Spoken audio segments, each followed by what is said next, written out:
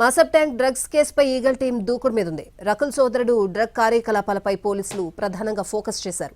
నెల రోజుల వ్యవధిలో 6 సార్లు డ్రగ్స్ అమన్ ప్రీత్ కొనుగోలు చేసినట్లు గుర్తించారు. ట్రూ బజార్ వ్యాపారవేత్తలు సింఘానియా సోదరుల నుంచి డ్రగ్స్ కొనుగోలు చేశాడని పోలీసులు చెబుతున్నారు. డ్రగ్స్ కొనుగోలు చేసిన ప్రతిసారి ఆన్లైన్ ద్వారా అమన్ ప్రీత్ సింగ్ డబ్బులు పంపించినట్లు గుర్తించారు. సింఘానియా సోదరుల వాట్సాప్ చాట్ నుంచి రకుల్ సోదరుడి కీలక విషయాలు రాబట్టారు. రకుల్ సోదరుడు అమన్తో పాటు యష్, ధరమ్ తేజ్ కలిసి డ్రగ్స్ కొనుగోలు చేసినట్లు గుర్తించారు. సరిగ్గా డ్రగ్స్ డెలివరీ చేసే సమయంలోనే వెస్ట్ జోన్ పోలీసులు పట్టుకున్నారు.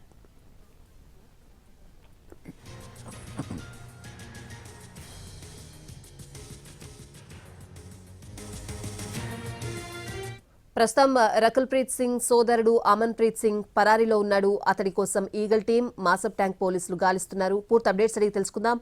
మా crime input editor Ramesh Vaitla live లో సిద్ధంగా ఉన్నారు. రమేష్, రకుల్ ప్రీత్ సింగ్ సోదరుడు అమన్ ప్రీత్ సింగ్ కోసం అటు పోలీసులు గాలిస్తున్నారు. అయితే అమన్ ప్రీత్ సింగ్ గత సంవత్సరం కూడా నార్సింగ్ పోలీసులు అతను అరెస్ట్ చేయడం జరిగింది. అరెస్ట్ చేసినప్పుడు అతని దగ్గర పెద్ద ఎత్తున కోకైన్ కూడా లభ్యం కావడం జరిగింది. అయితే ఈసారి చూస్తే ఈసారి పెద్ద మొత్తంలో ఎండిఎంఏతో పాటుగా మరొక డ్రగ్ కోకైన్ కూడా కొనుగోలు చేసేందుకు ప్రయత్నం చేస్తున్న సింఘానియా బ్రదర్స్ని, ట్రూ బ్రదర్లోని ఎలక్ట్రికల్ షాప్స్ ఓనర్స్గా ఉన్న సింఘానియా బ్రదర్స్ను వాళ్ళిద్దరిని అరెస్ట్ చేసినప్పుడు అమన్, యష్, తర్వాత ధరమ్ తేజ్ ఈ ముగ్గురి కోసం డ్రగ్స్లు అమ్ముతున్నట్లుగా వాళ్ళు చెప్పడం జరిగింది. అయితే అమన్ ఎవరు అన్నప్పుడు తెలిసినప్పుడు అమన్ రకుల్ ప్రీత్ సింగ్ సోదరుడు అని చెప్పడం జరిగింది. ఆ మేరకు రకుల్ ప్రీత్ సింగ్ సోదరుడైన అమన్ని కాంటాక్ట్ చేసే ప్రయత్నం చేశారు పోలీసులు. కానీ అప్పటికే అమన్ ఇటు పోలీసులకు వీళ్ళు సింఘానియా బ్రదర్స్ చిక్కారన్న విషయం తెలుసుకొని వెంటనే అతను పారిపోవడం జరిగింది. అయితే గత 15 రోజుల నుంచి కూడా అతని కోసం కూడా ఇప్పటికీ గాలిస్తున్నట్టుగా అధికారులు చెప్తున్నారు. అయితే గత నెల రోజుల వ్యవధిలోనే దాదాపుగా 6 సార్లు అమన్ పెద్ద మొత్తంలో డ్రగ్స్ కొనుగోలు చేస్తారు. దానికి సంబంధించిన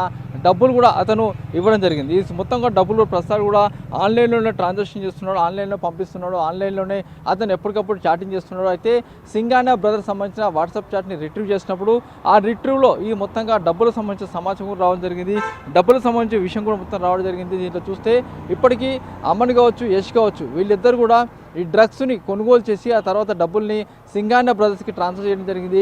ఆ ట్రాన్స్ఫర్ చేసిన చాట్ మొత్తాన్ని కూడా ఇప్పటికి రిట్రీవ్ చేశారు. ఎందుకంటే అమన్కి తర్వాత సింఘానియా బ్రదర్స్కి ఎలాంటి రిలేషన్షిప్ లేదు. కానీ వీళ్ళకి సంబంధించి వాట్సాప్ చాట్లో కూడా కొంత కోడ్ భాషలో ఏదైతే డ్రగ్స్ సంబంధించి కొంత కోడ్ భాష ఉంది, ఆ కోడ్ భాష సంబంధించి కూడా మొత్తగా ఆ డ్రగ్స్ కావాలని చెప్పినప్పుడు మొన్న ఏదైతే సింఘానియా బ్రదర్స్ అటు చాచా నెహ్రూ పార్క్ దగ్గర వీళ్ళు డ్రగ్స్ డెలివరీ చేసేందుకు వచ్చిన సమయంలో పోలీసు అధికారులు వాళ్ళు పట్టుకోవడం జరిగింది. అయితే పట్టుకున్న సమయంలో వీళ్ళు ఎవరికి డ్రగ్స్ ఇస్తున్నారు అంటే గత నెల రోజుల నుంచి కూడా తాము అమన్, యష్, తర్వాత ధరమ్ తేజ్పల్లి, చింతపల్లి, ధరమ్ తేజ్పల్లి ఈ ముగ్గురు కూడా డ్రగ్స్ సప్లై చేస్తున్నాం, వీళ్ళే మాకు ఆన్లైన్లో డబ్బులు ఇస్తున్నారు అని చెప్పడం జరిగింది. అయితే దీనికి సంబంధించి అమన్ని కాంటాక్ట్ చేస్తే అతను పారిపోవడం జరిగింది. ఆ తర్వాత అతని కోసం ఇప్పుడు ఈగల్ టీం కావచ్చు, మాస్టర్ ట్యాంక్ పోలీసులు ప్రస్తుతానికి అతని కోసం గాలిస్తున్నారు. అయితే దీంట్లో గత కొన్నాళ్ళ నుంచి అంటే గతంలో నార్సింగ్ పోలీసులు అరెస్ట్ చేసినప్పుడు తర్వాత అతనికి కౌన్సిలింగ్ కూడా జరిగింది, తను డ్రగ్స్ మానేస్తా అని చెప్పడం జరిగింది. కానీ ఆ తర్వాత బయటకు వచ్చిన తర్వాత మళ్ళీ డ్రగ్స్ తీసుకుంటున్నాడు, డ్రగ్స్ వాడుతున్నాడు. అయితే ఇతను డ్రగ్స్ వాడుతున్నాడా, లేకుంటే డ్రగ్స్ పార్టీలు ఇస్తున్నాడా, లేకుంటే వీళ్ళ దగ్గర తక్కువ ధర డ్రగ్స్ కొనుగోలు చేసి వీళ్ళకి వేరే దగ్గరికి అమ్ముతున్నాడు దాని కోణంలో ప్రస్తుతానికి పోలీసులు అయితే విచారణ జరుపుతున్నారు. ఇంకా దీంట్లో చాలా విషయాలు కూడా వెలుగులోకి వచ్చే అవకాశం ఉంది. దీనికి సంబంధించి పూర్తి స్థాయిలో దర్యాప్తు చేస్తున్నామని చెప్పి పోలీసు అధికారులు కూడా చెప్తున్నారు.